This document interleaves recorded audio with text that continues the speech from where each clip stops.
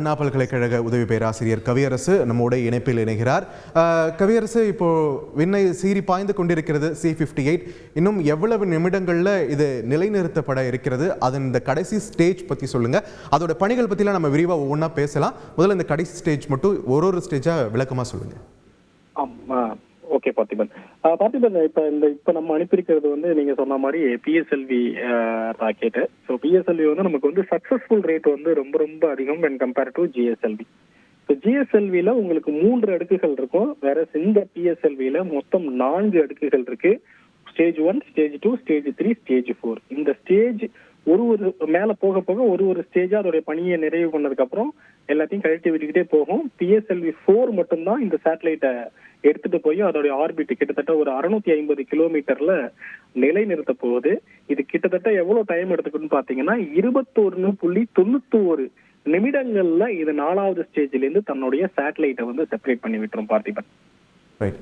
இப்போ திரு கவியரசு, இப்போ பார்த்தோம்னா நான் உங்ககிட்ட ஒரு முக்கியமான இன்னொரு கேள்வியும் நான் கேட்க வேண்டியது அவசியமாகிறது. இப்போ பார்த்தோம்னா கூடுதலாக இது நம்ம இந்த பேலோடு, இந்த எக்ஸ்போசாட் அப்படின்றத தாண்டி 10 தனியார் ஆய்வு திட்ட பேலோடுகள் இஸ்ரோவுடைய அந்த 3 ஆய்வு திட்டங்களும் இருக்கிறது. இதெல்லாம் வந்து சிக்கனத்தின் சிகரம் மாதிரி இந்த PSLV C-58 இந்த போயம் அப்படின்ற ஒரு அமைப்பின் மூலமாக தான் இது செயல்படுத்தப்பட இருக்கிறது நம்மளால புரிஞ்சுக்க முடிகிறது.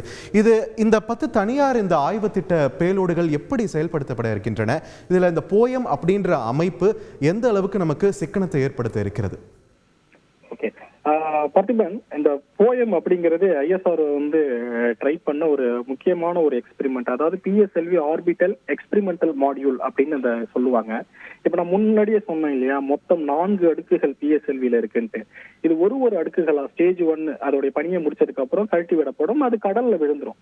அதே மாதிரி ஸ்டேஜ் 2, ஸ்டேஜ் 3 இது 3மே கடல்ல விழுற மாதிரி டிசைன் பண்ணிருப்பாங்க. வேற இந்த 4வது ஸ்டேஜ் இருக்கு இல்லையா, 650 கிலோமீட்டர் உயரத்துக்கு போய் சேட்டலைட்டை லான்ச் பண்ணது இல்லைங்களா, அது அங்கேயே டெப்ரிஸ், அதாவது விண்வெளி கழிவுகளா அங்கேயே சேட்டலைட்டோட சேர்ந்து சுத்திக்கிட்டு இருக்கும். இப்ப இந்தியா ஒரு சேட்டலைட் அனுப்புறாங்க, அது அங்க சுத்திக்கிட்டு இருக்கு.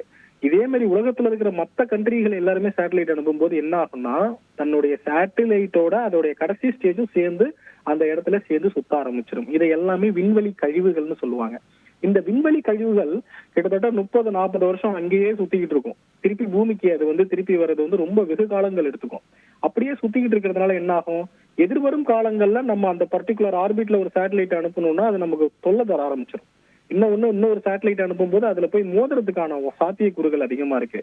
அதனால ISROவும் உலக அமைப்புகளும் சேர்ந்து என்ன ஒண்ணு பண்றாங்கன்னா, அந்த 4வது ஸ்டேஜ் இருக்கு இல்லைங்களா, அதை திருப்பி பூமிக்கே கொண்டு வந்துட்டா விண்வெளி குப்பைகளை நம்ம அகற்றிடலாம் அப்படின்னு ஒரு இது பண்றாங்க.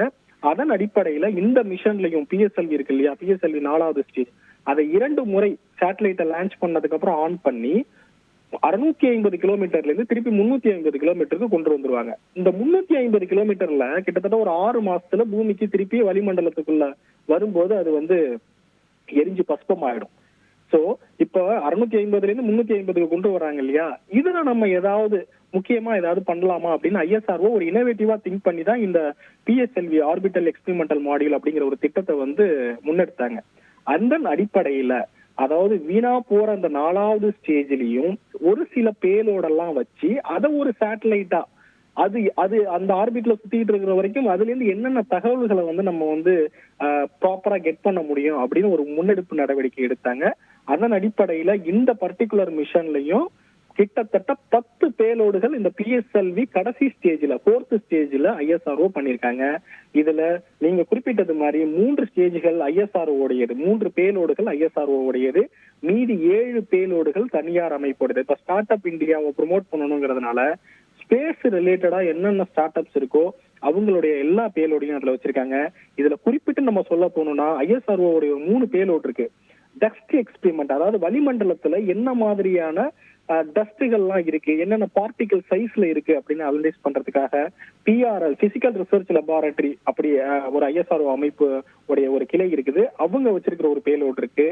ஃபியூவல் செல், அது ஸ்பேஸ்ல எப்படி ஒர்க் ஆகும் அப்படின்னு செக் பண்றதுக்கு VSSC நம்ம திருவாண்டரத்துல இருக்கிற லேப்ல இருந்து ஒரு பேலோடு வச்சிருக்காங்க. அப்புறம் silicon based high energy generation அப்படின்னு ஒரு இதுவும் VSSCல இருந்து வந்திருக்காங்க. இது இல்லாம தனியார் அமைப்புகளுடைய பேலோடுகள் வந்து ரேடியேஷனை மெஷர் பண்றதுக்கும் ஒரு சில கிரீன் இம்பாக்ட் டிரான்ஸ்மிட்டர் அப்படின்னு ஒண்ணு வச்சிருக்காங்க. இதுல இருந்து என்ன மாதிரியான சிக்னல்கள் வருது அப்படின்னு கண்டுபிடிக்கிறதுக்கும் இந்த பேலோடுகளை டிசைன் பண்ணி வச்சிருக்காங்க. வீணா போற ஸ்டேஜ அப்படியே வீணாக்க விடாம எவ்வளவு எஃபெக்டிவா யூஸ் பண்ண முடியும்னு ISRO எடுக்கிற ஒரு முன்னெடுக்கல இது ஒரு மைல்கல்னே சொல்லலாம். பார்த்திபன், செய்திகளை உடனுக்குடன் தெரிந்து கொள்ள உடனே சப்ஸ்கிரைப் பண்ணுங்க.